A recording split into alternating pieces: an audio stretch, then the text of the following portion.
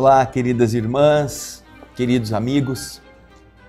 É com muita alegria que voltamos ao nosso programa O Espírito da Letra, analisando a obra de André Luiz, na continuidade do livro Missionários da Luz. O capítulo 13 nos está ensinando coisas importantíssimas.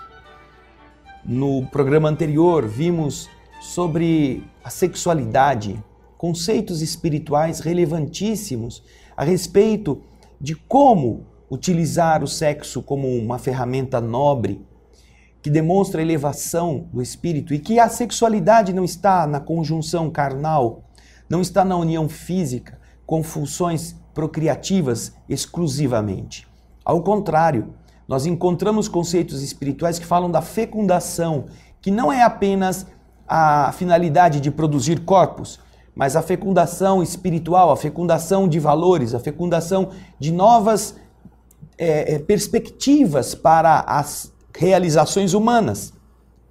São manifestações da sexualidade no seu cunho elevado. Portanto, não perca os conceitos anteriores, mas o programa de hoje continua. Nós vamos ver agora como que André Luiz vai aprender com Alexandre a respeito dessas ações visando o processo reencarnatório de Segismundo. Vamos então acompanhar o texto no programa de hoje, o capítulo 13º, Reencarnação, na terceira parte. O texto nos remete à seguinte conversa. André está dizendo: esperei ansioso o instante de voltar às observações do caso Segismundo. O estudo que eu estava realizando era verdadeiramente fascinador. Foi por isso, com justificada alegria, que recebi o convite de Alexandre para regressar ao lar de Adelino. O bondoso orientador alegava que era preciso visitar o casal e o amigo em processo de reencarnação, na véspera da sua primeira ligação com a matéria orgânica. Chegados à moradia, que nós já conhecíamos, e vocês vão ver a imagem do Projeto Imagem mostrando essa, e a beleza do Projeto Imagem é esta, não é? Nos dá possibilidade de vivenciar com imagens artisticamente criadas aquilo que o texto está falando. Eles chegam então à conhecida moradia e encontram a porta, não é? Herculano e Segismundo em companhia de outras entidades. Alexandre informou-me tratar-se esses espíritos de espíritos construtores que iam cooperar na formação fetal do nosso amigo. Como da outra vez, a casa estava envolvida na luz do crepúsculo, mantendo-se a pequena família no mesmo ato da refeição. Estavam também, no fim da tarde, à mesa, estavam tomando o jantar. Adelino, porém, o pai, estava diferente em termos de posição espiritual. Ele estava renovado. À sua volta estava um halo, um claro ambiente de otimismo, delicadeza e alegria. O meu amável instrutor, diz André, muito satisfeito com a nova situação, passou a examinar os mapas cromossômicos, com a assistência dos construtores presentes. E você vai ver também a imagem disso. A família reunida ao fundo, preparando o jantar, ele carinhoso com a esposa. Alexandre examinando os mapas cromossômicos do futuro corpo, enquanto ali Segismundo está meio abatido, está sendo amparado por alguém. André Luiz curioso, querendo dar uma corrida, esticando o zoião dele, esticando o olho dele para ver o que está escrito ali. Aí ele diz assim: ai, em vão eu procurava compreender aqueles caracteres singulares, semelhantes a pequeninos arabescos, francamente indecifráveis ao meu olhar. Alexandre, porém, sempre gentil e benevolente, me disse: este não é um estudo que você possa entender por enquanto, André. Estou examinando a geografia dos genes nas estrias cromossômicas, a fim de certificar-me até que ponto poderemos colaborar em favor de nosso amigo Segismundo com recursos magnéticos para a organização das propriedades hereditárias. Bom, eu não entendia nada mesmo, né? Conformei-me e passei a observar Segismundo, que parecia extenuado, abatido. Não conseguia manter-se sentado. Assistido pela dedicação de Herculano, conversava dificilmente conosco, esticado numa cama, em grande prostração. Demonstrava-se satisfeito com minha simpatia fraterna. Aí está André, está com ele, Alexandre está entrando, está lá do lado de fora, vocês estão vendo na imagem, Herculano está sentado, mas André está conversando com ele de forma simpática e Segismundo gosta disso. Enquanto os demais estavam estudando a sua situação de reencarnante, entretive com ele conversação rápida, que me deu a conhecer mais uma vez a penosa impressão daqueles que se encontram nesse limiar, nesse vestibular, nesse momento, nesse prelúdio de uma nova experiência terrestre. Já estive mais animado, disse-me Segismundo triste. Entretanto, agora, nossa, a energia me falece, faltam-me forças, sinto-me fraco, incapacitado. Vê lá, volta lá no desenho, ele está lá deitado na cama, conversando com o André, vamos ver de novo, olha lá. Enquanto eu lutei para obter a transformação do meu futuro pai, é o Segismundo que está falando, olha lá, ó. Experimentava mais confiança e serenidade. Agora, porém, que eu já consegui a dádiva de voltar à luta, agora eu tenho medo de novos fracassos. Aí o André falou para ele, tenha calma, a sua oportunidade de redenção é das melhores.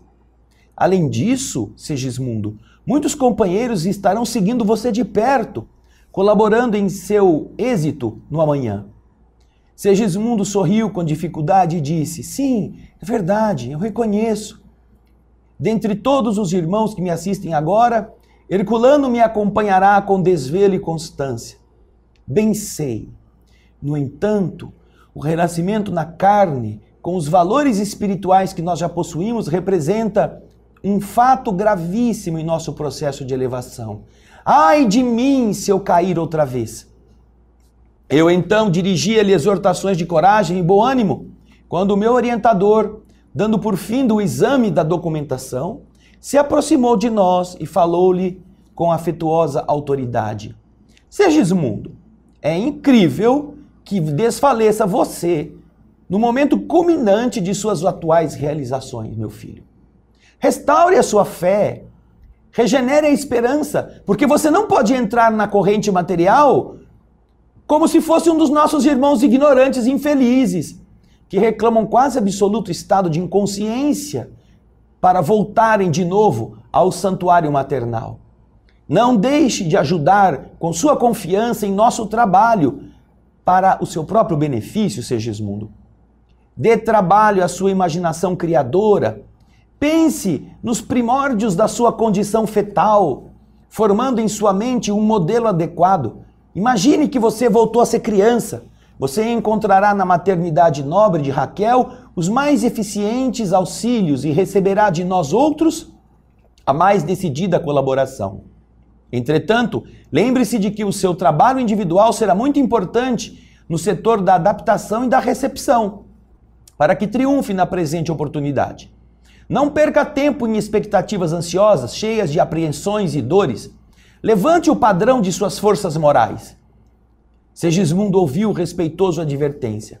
Reconheci que as palavras reconfortantes de Alexandre se fizeram seguir de maravilhoso efeito. Segismundo melhorou repentinamente, esforçando-se por jogar fora a carga de preocupações inúteis. Impressionado com o esclarecimento do prestimoso mentor, não hesitei em dirigir nova consulta. Quer dizer então que existem aqueles que reencarnam inconscientes do ato que realizam? André Luiz está descobrindo que Segismundo pode ajudar no processo reencarnatório com o seu pensamento, a sua mente. E quando Alexandre disse a Segismundo, não se comporte como aqueles ignorantes que têm que ser hipnotizados, adormecidos para que o seu futuro corpo comece a ser modelado. Você tem o poder mental, você pode ajudar. Então, André quer saber, existem aqueles que voltam à vida física sem saber o que está acontecendo? Existem. Existem. Quando não é possível, o mundo espiritual precisa adormecer. As entidades primitivas, as mentes que não estão preparadas e que não sabem se conduzir, precisam ser postas no processo reencarnatório. Mas sempre que elas já têm um pouco de entendimento, elas têm condições de cooperar. É até uma forma pedagógica do próprio indivíduo saber da responsabilidade de ajudar o processo espiritual a preparar para ele um corpo. Ele não está recebendo uma coisa, vai no supermercado e compra um novo corpo lá, qualquer tamanho serve. Não! A bondade divina prepara cada corpo para cada pessoa, segundo suas necessidades. Vocês viram o mapa cromossômico? Você viram os engenheiros construtores que vão se responsabilizar pela organização fetal, de como o processo hereditário vai acontecer.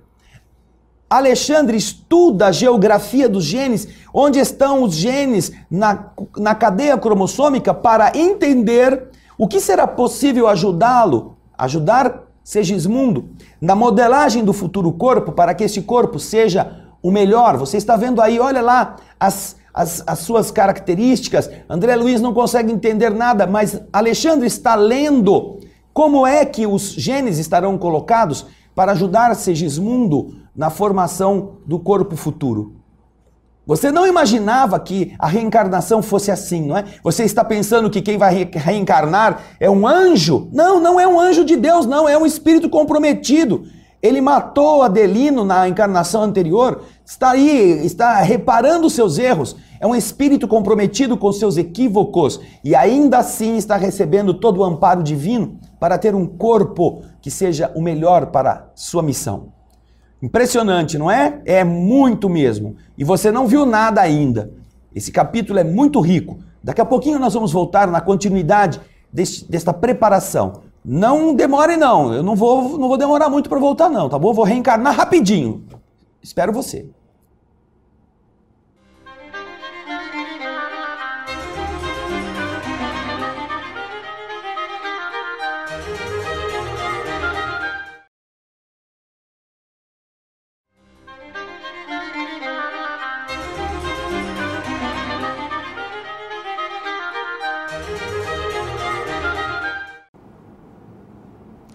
Eu não falei que era rapidinho minha reencarnação, olha eu aqui de novo. Já estamos prontos para continuar. Vamos estudar o que é a reencarnação. E você vê que no bloco passado, André Luiz está surpreso, porque ele fica sabendo que se Segismundo pode cooperar na sua reencarnação, existem espíritos que não fazem isso. Os ignorantes, os despreparados. Então é a pergunta que ele deixou para Alexandre. Vamos ao texto, vamos lembrar disto. Então André pergunta: existem aqueles que reencarnam sem saber que estão reencarnando, inconscientes desse ato? E Alexandre respondeu: certamente, André. Assim também como desencarnam diariamente na crosta milhares de pessoas sem a menor noção do ato que experimentam. Morrem sem saber. Somente as almas educadas têm compreensão real da verdadeira situação que está acontecendo com eles, que está à frente da morte do corpo. Do mesmo modo aqui, a maioria dos que retomam a experiência corporal, a existência física na esfera do globo, é magnetizada pelos benfeitores espirituais que estão organizando suas novas tarefas redentoras. E muitos recebem semelhante auxílio. Quantos estes que estão ligados são conduzidos ao templo maternal de carne como crianças adormecidas. O trabalho inicial, que a rigor lhes compete na organização do feto, passa a ser executado pela mente da mãe e pelos amigos que os ajudam de nosso plano. São inúmeros aqueles que regressam à crosta nessas condições, reconduzidos por autoridades superiores de nossa esfera de ação em vista das necessidades de certas almas encarnadas, de certos lares e determinados agrupamentos. Então, alguns são levados e precisam, para isso, ser adormecidos nos processos sonoterápicos, a acoplarem-se ao futuro corpo sem ter condições de entender o que estão fazendo. Espíritos superiores organizam tudo, a mãe com os moldes mentais ajuda, os espíritos organizadores da reencarnação cooperam para que o corpo possa desenvolver-se. Mas todos nós, na medida em que melhoramos, deveremos aprender a ajudar nosso futuro corpo com a nossa ideia firme naquilo que nós estamos projetando. Diz André, a explicação não podia ser mais lógica. E uma vez ainda, admirei no amoroso amigo o dom da clareza e da simplicidade. Demoramo-nos por mais algum tempo naquele ninho acolhedor e ao despedir-se, quase à meia-noite, após reconfortar o espírito de Segismundo, Alexandre dirigiu-se a Herculano e aos construtores nesses termos. Voltaremos na noite de amanhã para a ligação inicial, fazendo a entrega de nosso irmão reencarnante aos nossos amigos. Um dos espíritos construtores que parecia o chefe do grupo em operações, abraçou Alexandre comovidamente e disse: nós contamos com a sua ajuda para a divisão da cromatina no útero materno. E Alexandre respondeu bem-humorado: virei sim, com muito prazer.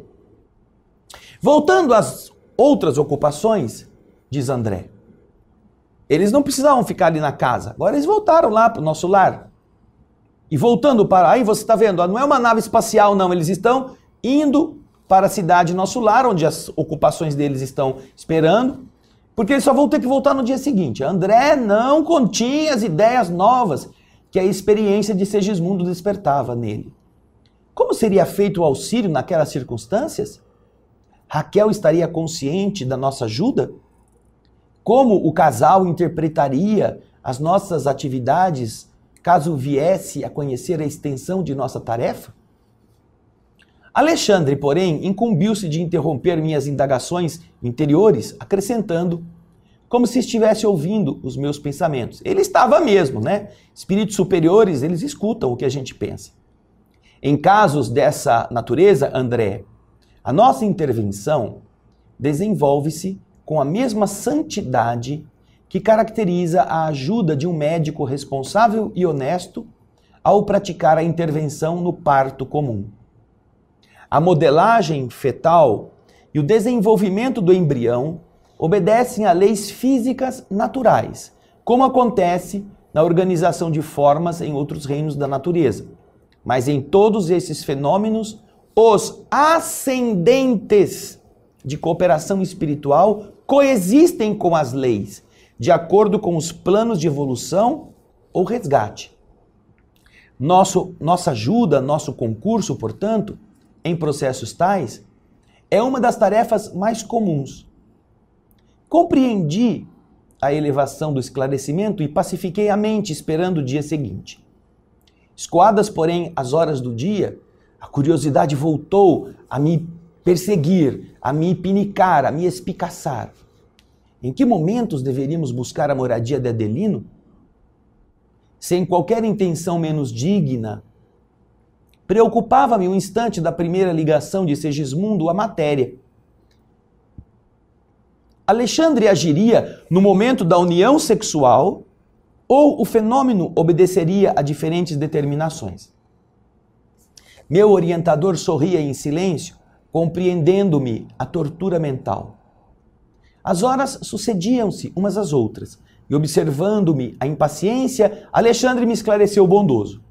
Não é necessária, André, a nossa presença ao ato da união celular. Semelhantes momentos do tálamo conjugal são sublimes e invioláveis nos lares em bases retas. Você sabe que a fecundação do óvulo materno somente se verifica algumas horas depois da união genesíaca, a união dos sexos. O elemento masculino deve fazer extensa viagem antes de atingir o seu objetivo. E sorrindo, acrescentou: nós ainda temos tempo. A gente ainda tem tempo. E nós também temos aqui um tempo para comentar essas coisas. Vejam que coisa interessante. André Luiz e Alexandre voltam à cidade Nosso Lar e deixam o casal, porque naquela noite estava prevista a união sexual. O marido e a esposa estariam unidos intimamente.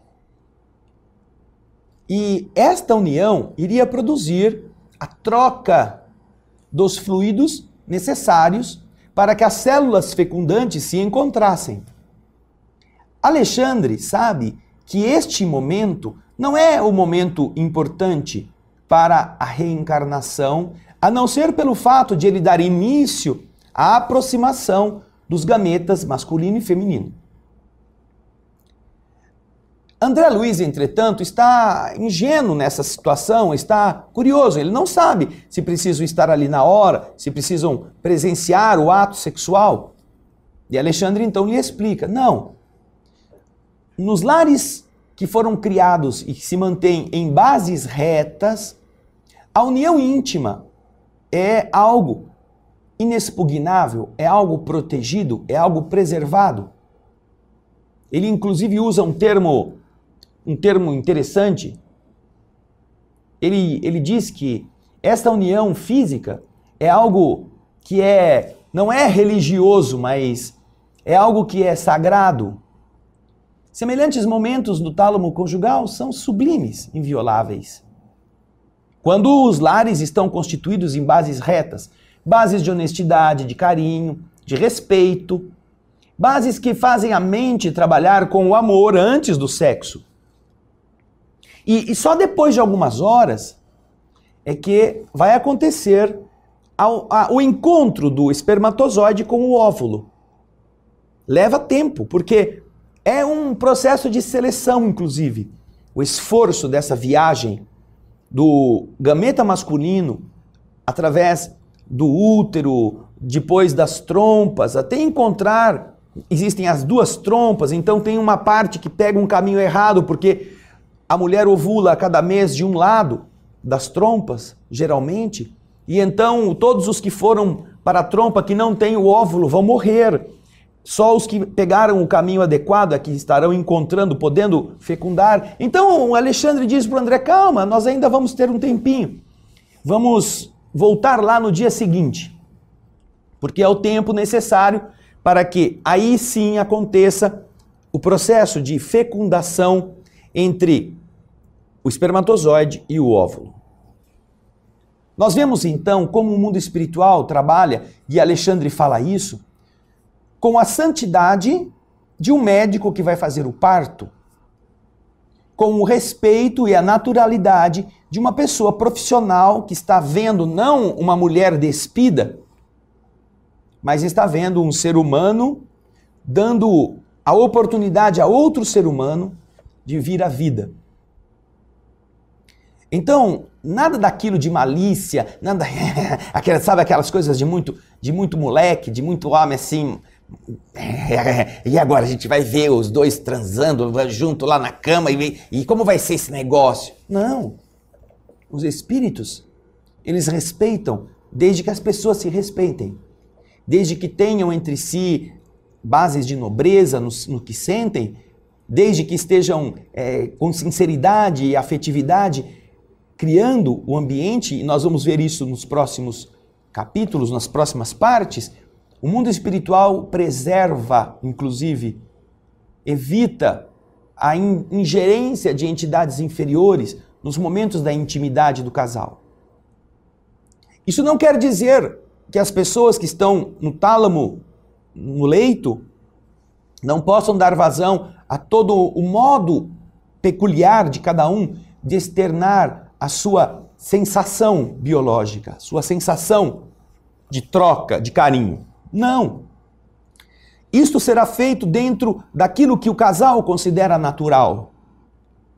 O que os espíritos estão dizendo é que as bases retas são as bases da autenticidade, da verdade, da amizade, do carinho, do respeito, da sinceridade, desse valor afetivo que deve estar antes do sexo. Quando não há amor e o sexo é um ato mecânico, como nós vemos homens e mulheres realizando como se fossem animais ou máquinas, não há por que se preservar nada. Não há por que se cuidar dessa pureza, se os dois envolvidos não estão preocupados com ela.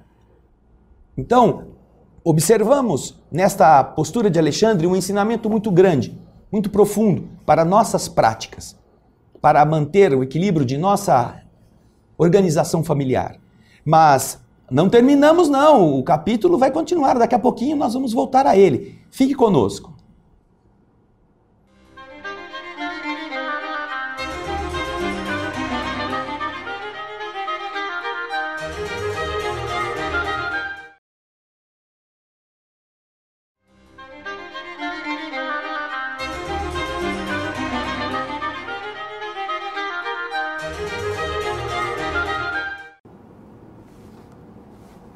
Estou aqui estudando, estou aqui lendo.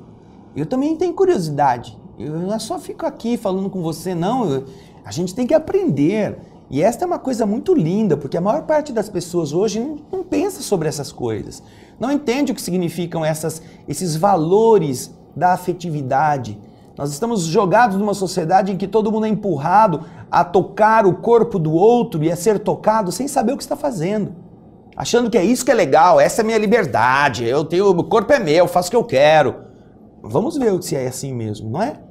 Vamos ver que tipo de companhia nós temos, porque é isso que André agora vai perguntar. André Luiz ouviu de Alexandre o lar em bases retas, se vê preservado, tem a sua intimidade garantida, agora André Luiz quer saber. Vamos lá, olha, ele fez André, eu fiquei com esse esclarecimento na cabeça e querendo mais informações, sequioso de informações referente ao assunto, perguntei a Alexandre, com relação às uniões sexuais, de acordo com o seu parecer, todas elas são invioláveis?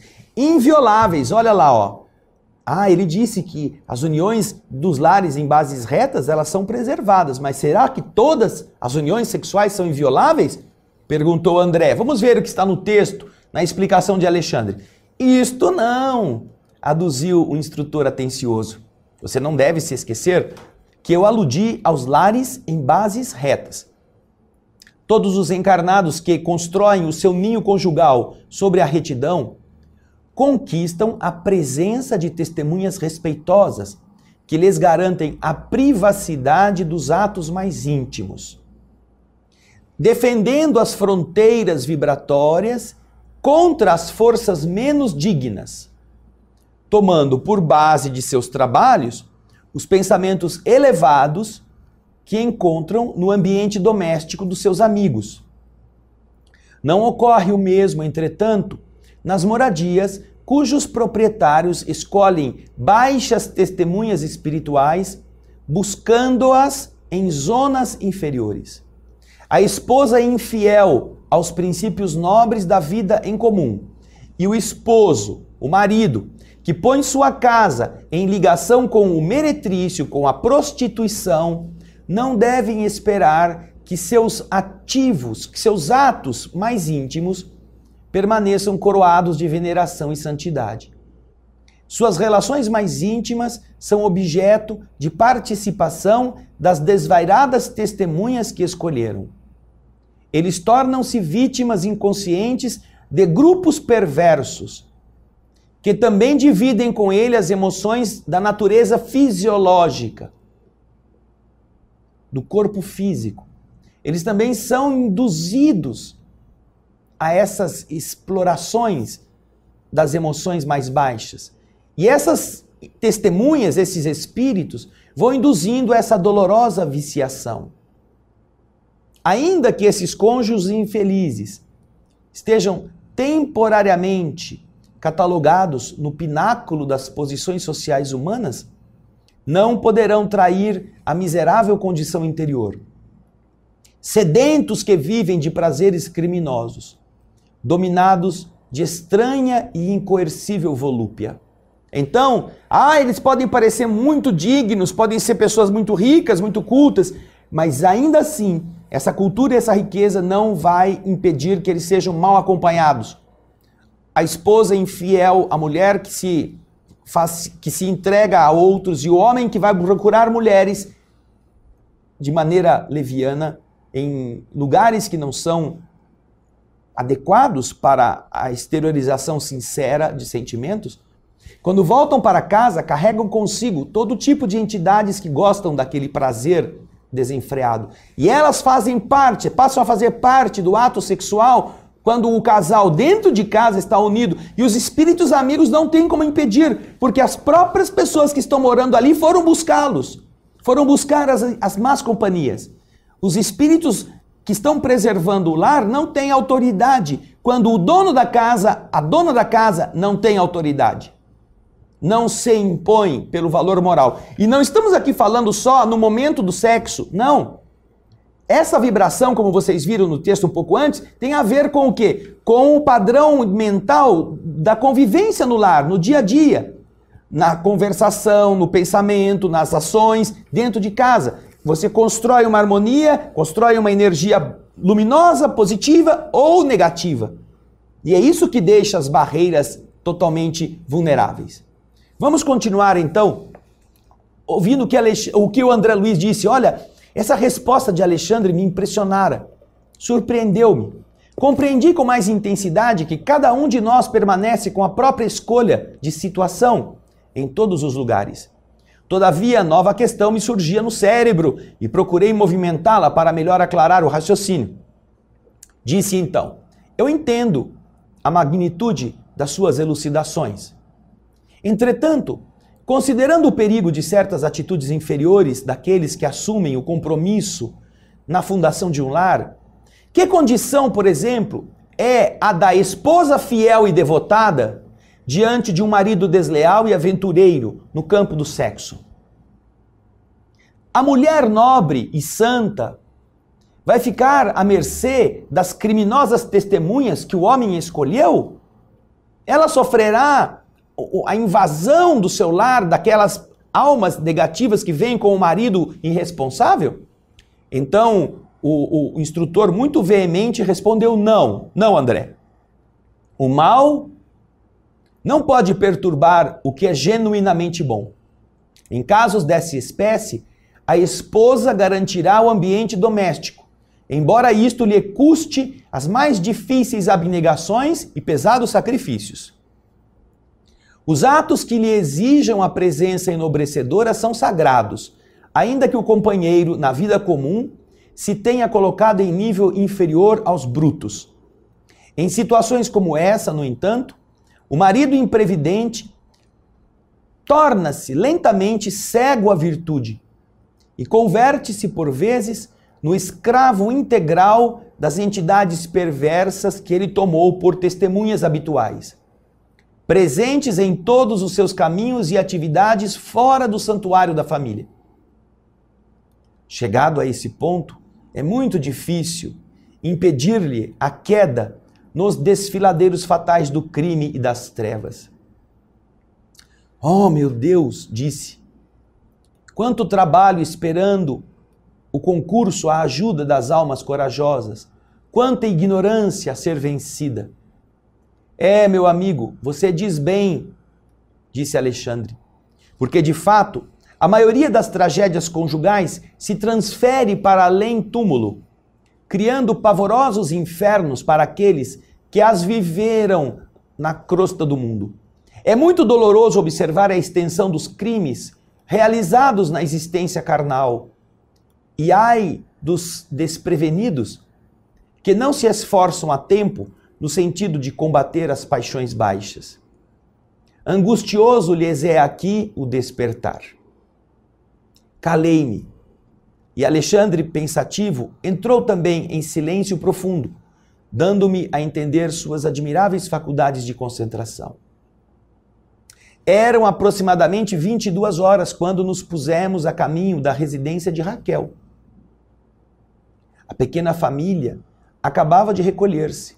Herculano e os demais receberam-nos com inequívocas demonstrações de carinho. O chefe dos construtores dirigiu-se ao meu instrutor nestes termos: esperávamos pela sua colaboração para iniciarmos o serviço magnético no paciente. Passamos em seguida a pequena câmara onde Segismundo repousava. Permanecia ele aflito, de olhar triste e vagueante. Não pude conter uma interrogação. Ora, por que motivo Segismundo sofre tanto? Perguntei a Alexandre em tom discreto. E então ele me respondeu. Desde muito, e particularmente desde a semana passada, está em processo de ligação fluídica direta com os futuros pais. Herculano está encarregado de ajudá-lo nesse trabalho. À medida que se intensifica semelhante aproximação, ele vai perdendo os pontos de contato com os veículos que ele consolidou em nossa esfera, através da assimilação dos elementos de nosso plano. Semelhante operação é necessária para que o organismo perispiritual possa retomar a plasticidade que lhe é característica e no estágio em que ele se encontra, o serviço impõe-lhe sofrimentos.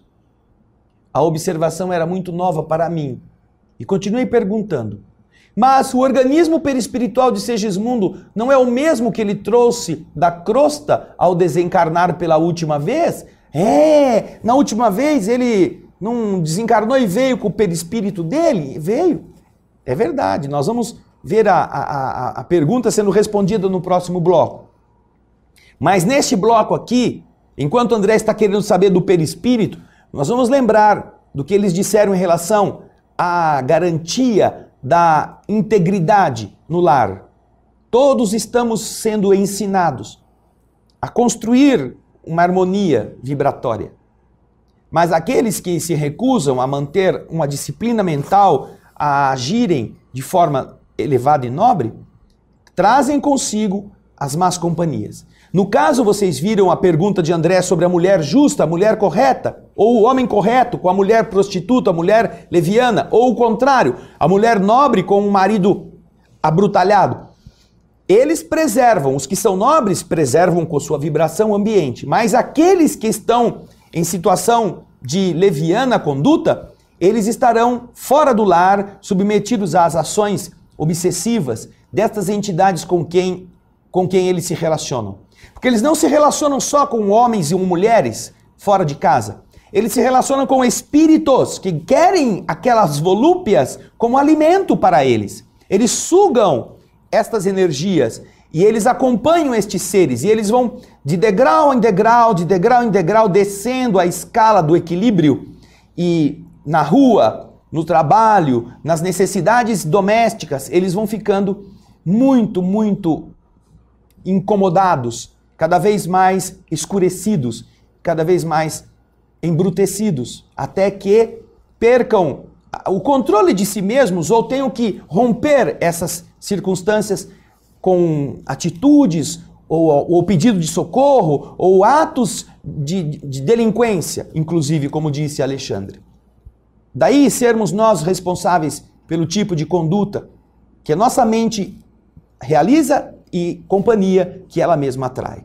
Interessante, não? Mas no próximo bloco nós vamos ver como está o perispírito de Segismundo. Fique conosco, daqui a pouco a gente volta.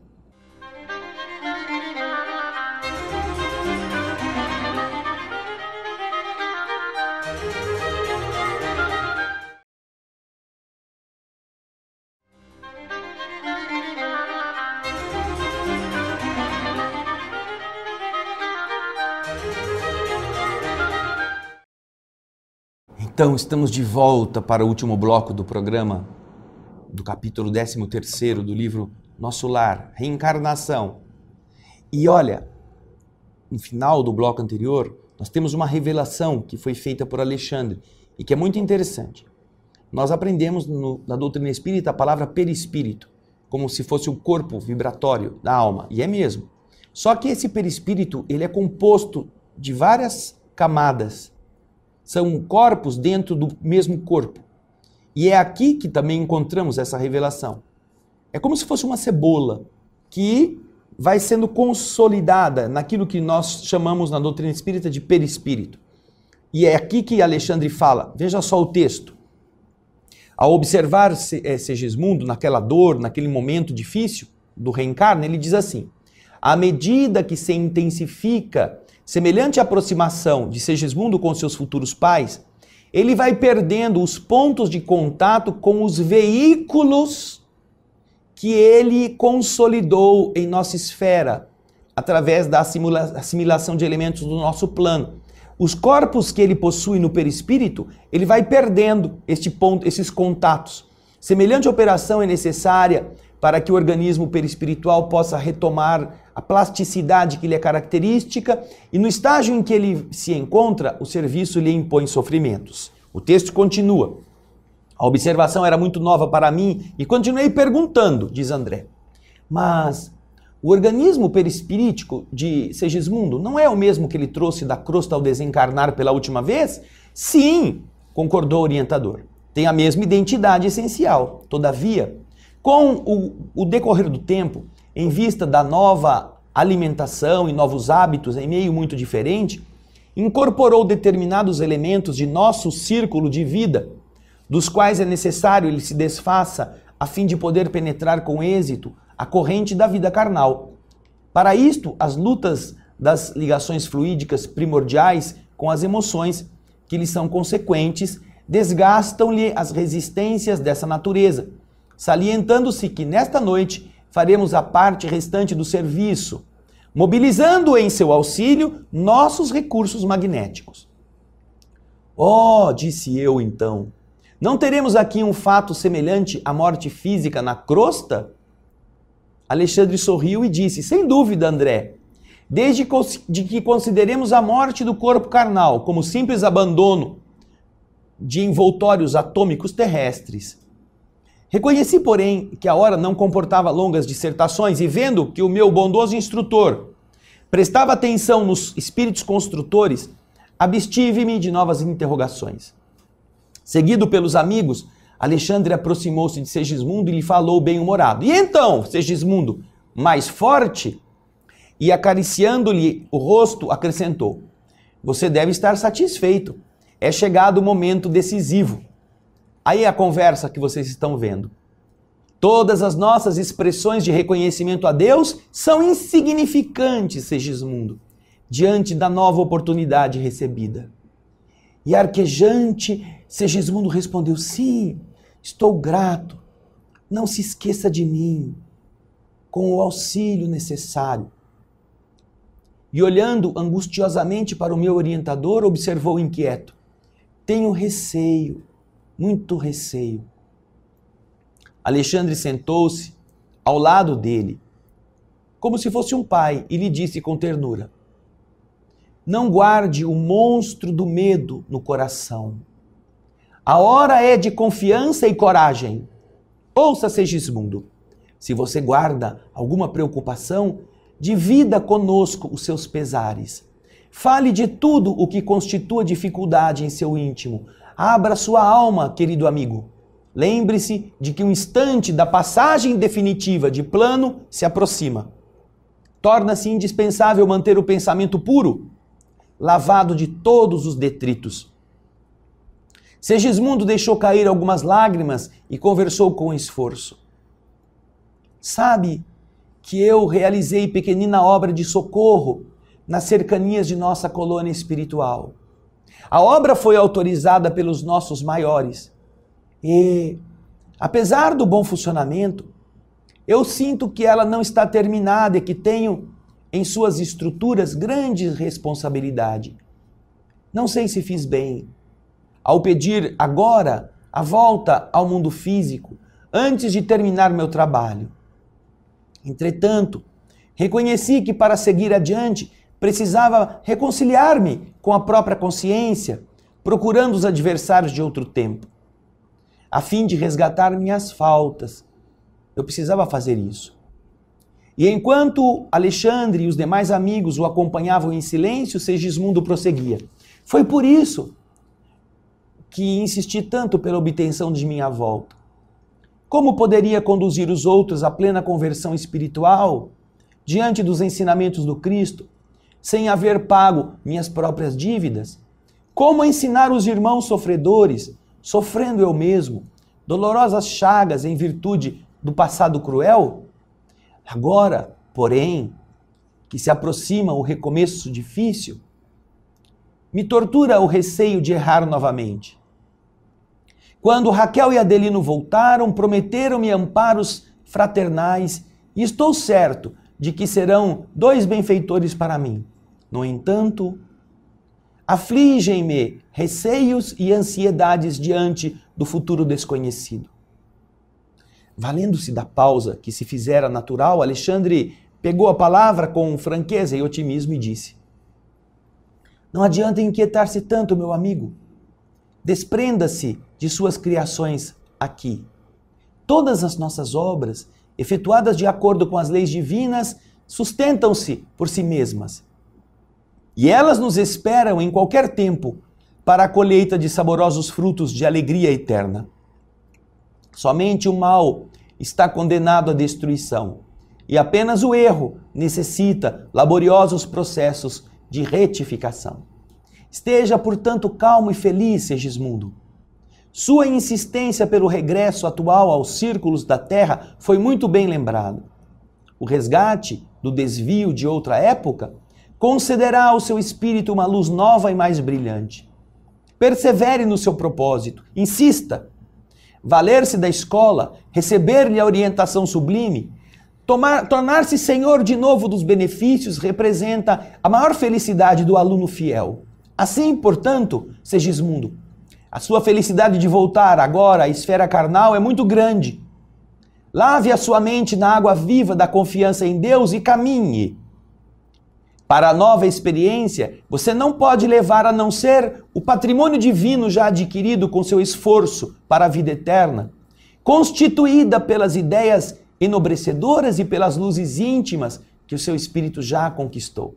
Não se detenha desse modo em lembranças daqueles aspectos exteriores de nossas atividades neste plano. Persistir em semelhantes estados da alma poderá trazer consequências muito graves, porque a sua não adaptação ao corpo físico perturbaria o desenvolvimento do feto e determinaria a morte prematura de seu novo aparelho orgânico no período infantil. Não se prenda a esses receios pueris. É verdade que você deve e precisa pagar, mas, em sã consciência, qual de nós não é devedor? Com tristeza e abatimento, Segismundo, nunca resgataremos nossos débitos.